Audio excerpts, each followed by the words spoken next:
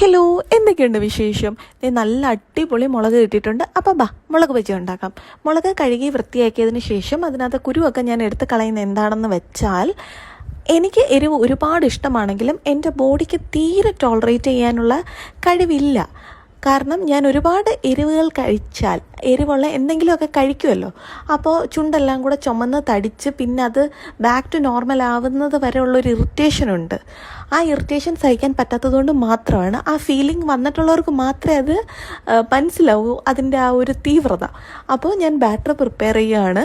കടലമാവ്, മുളക് പൊടി, മഞ്ഞൾപ്പൊടി, കായപ്പൊടി, ആവശ്യത്തിന് വെള്ളം. കായം മസ്റ്റാണ് കേട്ടോ. കായമാണ് ഈ ഒരു ഫ്ലേവർ പിടിച്ചു നിർത്തുന്നത്. അപ്പോൾ കുറേശ്ശെ വെള്ളം ഒഴിച്ച് ബാറ്ററിൻ്റെ കൺസിസ്റ്റൻസി കറക്റ്റാക്കി എടുക്കുക. അതിനുശേഷം മാവിലേക്ക് മുളക് മുക്കിയിട്ട് ഒന്നെങ്കിൽ നിങ്ങൾക്ക് നിറയെ എണ്ണ ഒഴിച്ച് ഡീപ്പ് ഫ്രൈ ചെയ്തെടുക്കാം, അതിങ്ങനെ മുക്കി പൊരിച്ചെടുക്കാം. ഇല്ലാന്നുണ്ടെങ്കിൽ ചെറുതായിട്ട് എണ്ണ ഒഴിച്ചിട്ട് ഇതുപോലെ ഷാലോ ഫ്രൈ ചെയ്തെടുക്കാം. എങ്ങനെയാണെങ്കിലും അടിപൊളി ടേസ്റ്റാണ്. അതിൻ്റെ ഇടയിൽ കൂടെ ഞാനൊരു ചായയും കോഫി ഇട്ടു.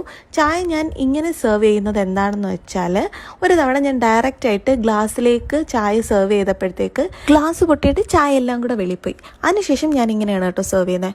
അപ്പോൾ ചായ സെറ്റ്, കോഫി സെറ്റ്, സ്നാക്സും സെറ്റ്, ആംബിയൻസും സെറ്റ്. നല്ല അടിപൊളി മഴയത്ത് നല്ല ചൂട് മുളക് ബജി. ആഹാ, അന്തസ്.